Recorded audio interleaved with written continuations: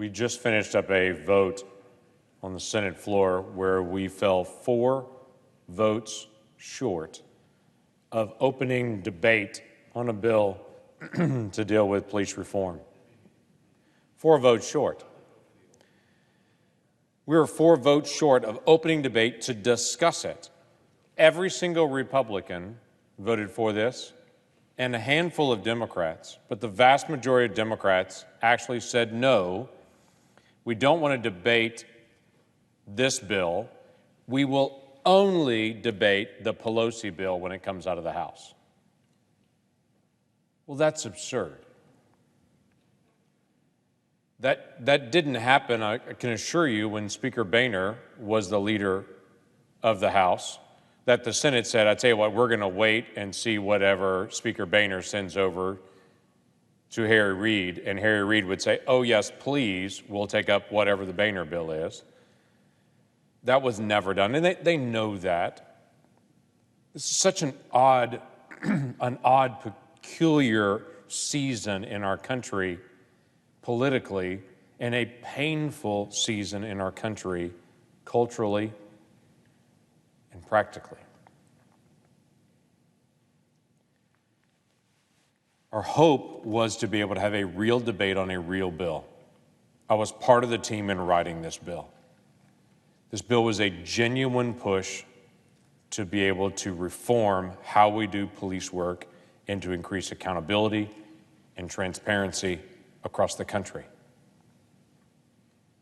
The bill that we just needed 4 Democrats to join, just 4 Democrats to join to be able to open up for debate, would have banned chokeholds across the country, would have required the reporting of all serious bodily injury or death in police custody from everywhere in the country to start tracking all of this, would have gathered information on no-knock warrants all around the country to start tracking this information to see if they're being abused, would have put more body cameras on the street.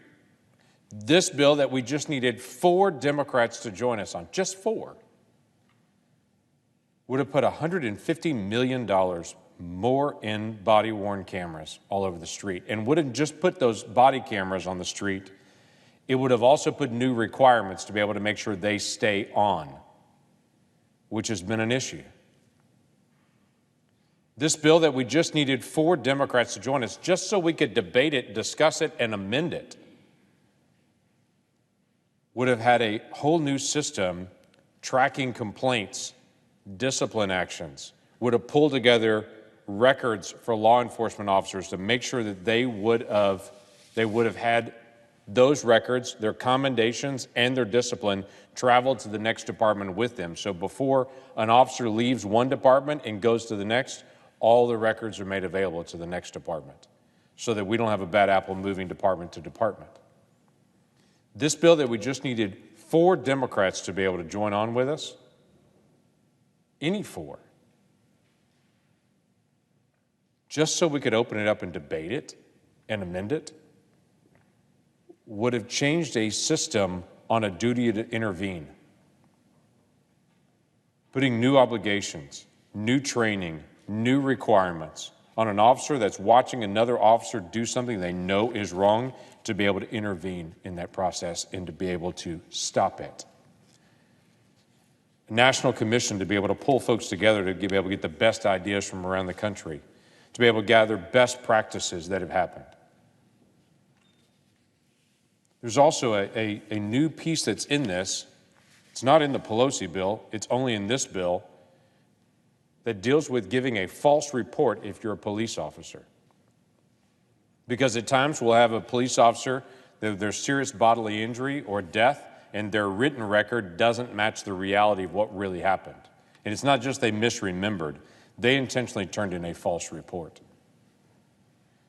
This bill that we wanted to just debate today would have allowed us to be able to add additional penalties onto that, to be able to make sure someone receives the due penalty if they're trying to lie on forms. This bill would have dealt with mental health. This bill would have dealt with de-escalation training. This bill was designed to be able to help get additional training This bill has a section on it using the Museum of African American History to design a curriculum that we could put out to every department around the country in the history of race and law enforcement. It's modeled after what was done with the Holocaust Museum to deal with anti-Semitism. That's what this bill was designed to do. And we just needed 4 Democrats to join us.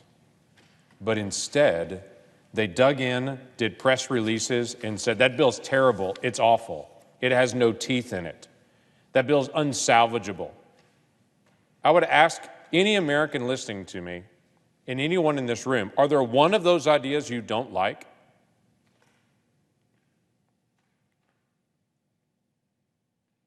Then the conversation was, well, we're not going to have an open enough process. So Senator Scott, who's our point negotiator in this, sat down with Democratic leadership and said, how about 20 amendments? 20 amendments on this bill. So if you want to bring something up to be able to amend it, change it, great. They said no. Because their desire is only Speaker Pelosi's bill or nothing. I think that's exceptionally sad. Because we've been through this journey so many times where we'll see a black man be killed and we'll all watch the footage and the whole country rises up and Congress starts debating and then it stops. And it stops because of silly stuff like this, where people dig in and say, if you don't do it entirely our way, then we're not going to do it at all. Because it's not about solving the problem, it's just about prolonging a problem, and so you can make it a political issue when families out there want this solved. All of those things I listed are all out there. Now, there's 2 things that I've heard to say, well, we're not going to take up your bill, we're not going to debate it, we're not going to discuss it, we're going to block it from even coming to the floor, which is what happened today. The 2 issues that I've heard is, you know what, I really want us to go to committee. I want a committee to look at this, take some time, go through this. That's a fascinating argument. And I wish it was true.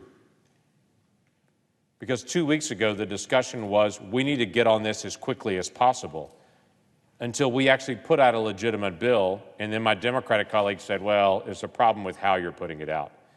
We're going to debate it on the floor. I'd rather debate it in committee and then have the floor just bring it, but not debate it on the floor. I don't want to debate it out here.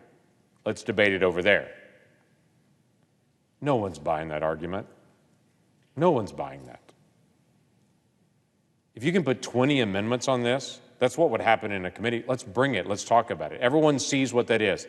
Shuffling bills off to committee is about delaying and stalling. And let's delay this out because they know, okay, we won't get it this week, and they'll delay it out, and then it's after the 4th of July. And when you come back from the 4th of July, we have the coronavirus bills they know. We have the appropriation bills that they know. And so it's like, okay, so it won't happen there. And so then there's the August gap, and then it'll move to September. And then what they're trying to do is try to get it closer and closer to the election and then make it a big election issue about it and say those crazy Republicans won't resolve this. Get it close to the election and make it an election issue. Hello? Why don't we just solve this instead of dragging the country through something we all know key ways to be able to solve? So our 2 issues that we know of, one is a purely political issue. Stall, delay, try to get this closer to the election, and then divide the country. The second one deals with an issue on whether police officers should not only face criminal liability, they should face civil liability as well. And you hear this get kicked around all the time in all kinds of different terms. Speaker Pelosi's bill says not only put that police officer in prison, which they deserve, they murder someone, commit a crime, a police officer is as liable for the law as everyone else is. And if they're not, they should be, and we should fix that. Speaker Pelosi's bill says not only put them in prison, but also civilly take away their home and their car and their pension away from their family, make sure that we leave them destitute and their family destitute, as well as putting them in prison. That's what their bill is all about. And it's the reason so many police officers are so frustrated and furious with the bill they adamantly want to put on the floor, because they're saying if they did something wrong, they should face the consequences for it. But don't punish their family.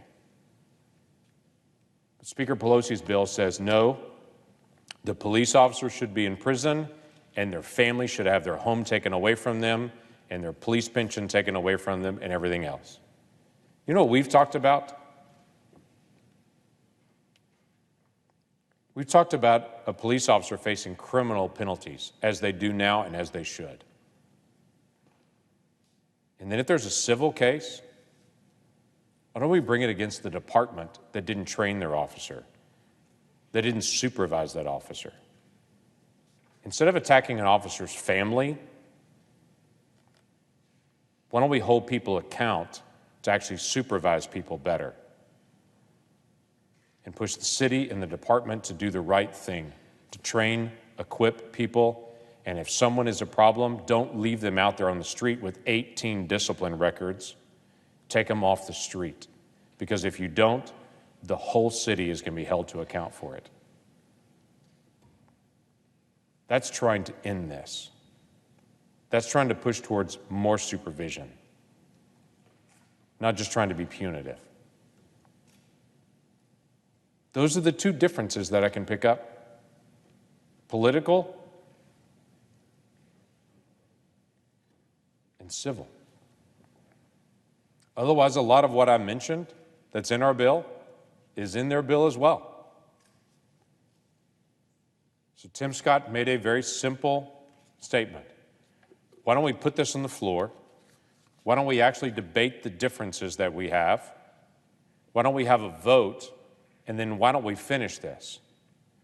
Leader McConnell dedicated this week and next week to this bill on police reform, to give 2 weeks to do all kinds of amendments, all kinds of debate.